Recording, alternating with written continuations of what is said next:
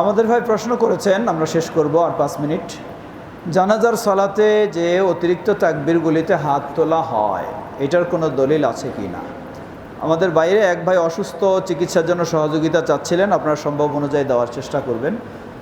আমরা বলবো যে এই প্রশ্নের দলিল হলো, জানাজার সালাতে অতিরিক্ত তাকবীর, প্রথম তাকবীরে তো হাত তুলবই, বাকি অতিরিক্ত দ্বিতীয় তৃতীয় চতুর্থতে হাত তুলব কি না, এই ক্ষেত্রে নবী সাল্লাল্লাহু আলাইহি ওয়াসাল্লাম থেকে সরাসরি কোনো স্পষ্ট হাদিস নেই যে তিনি তুলেছেন বা তুলেন নাই।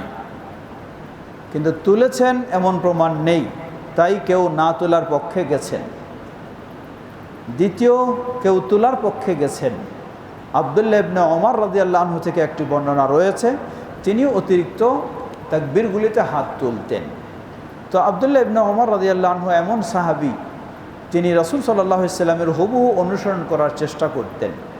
তাই বলা হয়, যেহেতু আব্দুল্লাহ ইবনে ওমর রাদিয়াল্লাহু আনহু রাসূল সাল্লামের হুবহু অনুসরণ করার চেষ্টা করতেন আর তিনি তুলেছেন, নিশ্চয়ই তিনি কোনো না কোনো বিষয়টি অবগত হয়েছেন, তাই তুলেছেন।